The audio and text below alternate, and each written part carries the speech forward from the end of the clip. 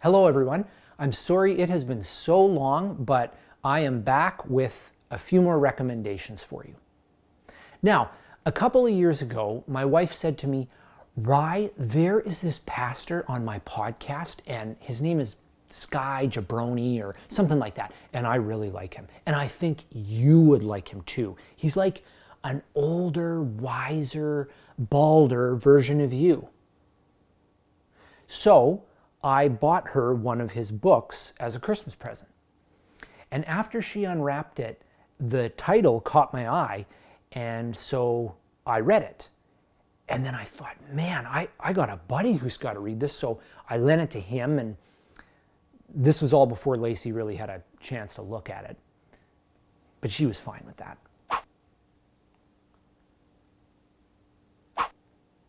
Anyway, his name is actually Sky Jatani, and I really do appreciate his perspective on things.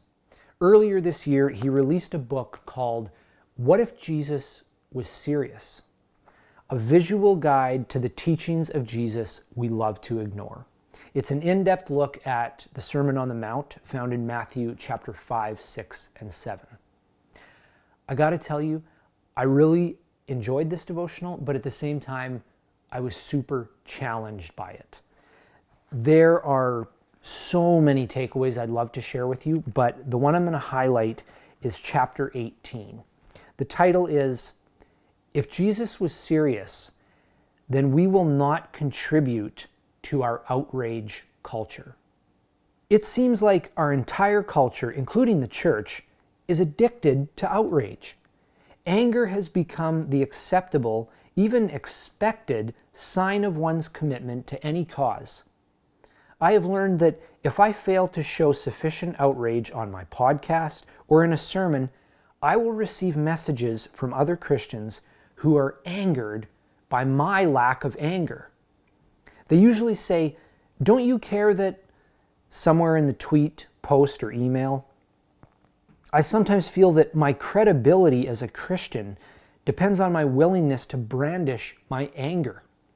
In some Christian communities, particularly online, anger is so ubiquitous, one might suspect it is a fruit of the Spirit.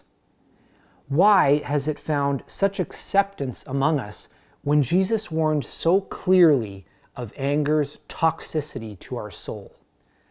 Now, I don't know if you noticed, but 2020 hasn't exactly been the easiest year of the 21st century so far. And people are understandably upset. A quick scroll through your Facebook or Twitter feed will confirm this. People are angry with the virus. They're angry with the media, angry with our leaders, angry with the restrictions and guidelines, angry with the lack of restrictions and guidelines. But the most troublesome one is that people are angry with each other. And we're in a bit of a catch-22 here because we're isolated, but the primary tools that we use to connect and communicate, social media, are structured to pit us against one another. This isn't one of my official recommendations, but you should all take time to watch The Social Dilemma on Netflix. Whether inadvertently or not, we are being conditioned to let go of our willingness and ability to abide other points of view. Have you noticed how much more difficult it is these days to engage in any sort of civil discussion about anything? Which brings me to my second recommendation, the 1957 Sidney Lumet film, 12 Angry Men. Now, this is a technically brilliant movie. I could go on and on about the 6.5-minute establishing shot in the jury room, or the use of low angles and extreme close-ups to build tension and convey emotion. But for the purposes of this video, I'm going to focus strictly on the plot. 12 Angry Men is the story of a panel of jurors who are tasked with delivering a verdict in a case where an 18-year-old boy is accused of killing his father. The stakes are very high. If the boy is found guilty, he will face execution. Crammed into a swelteringly hot room until they come to a unanimous vote, tensions begin to rise. Personal biases, bigotry, and ulterior motives come to the surface as these men try to come to a collective decision. I don't want to reveal too much about what goes on in the movie, but I will say that what I appreciate so much about it is watching these individuals struggle to be objective and to seek the truth, not just find facts that nicely fit into their narrative, but to actually try and discover the truth. Fun fact, this picture is in the National Film Registry, which means it has been deemed worthy of recognition, preservation, and access by future generations.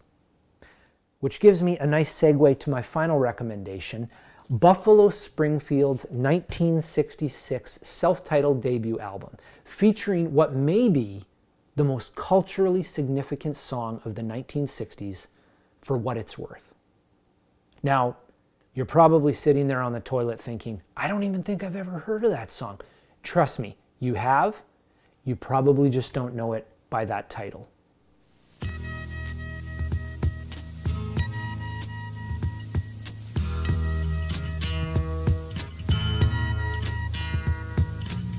There's something happening here, but what it is ain't exactly clear. Stephen Stills wrote this song in response to the curfew riots in West Hollywood in November of 1966. If you're unfamiliar with the situation, basically what happened was the music scene was exploding on the Sunset Strip. And some people were getting upset about the late night traffic and the noise from those damn hippies. So the police instituted a 10 p.m. curfew. Many of the young people felt their civil rights were being infringed upon and began protesting. 54 years ago, and very similar stuff still going on in the world. And most of the lyrics still ring true today. Verse 2 begins, there's battle lines being drawn, and nobody's right when everybody's wrong. The music on this record is beautiful, and there's actually 5 songs written by Canadian rock legend Neil Young. It's definitely worth a listen. Now, wrapping this up and hopefully tying it all together, I think we all need to recognize that we're angry. And then, in spite of that anger, choose to be gracious and respectful to one another. I hope you take me up on my suggestions. Stay safe, be careful, and most importantly, be kind.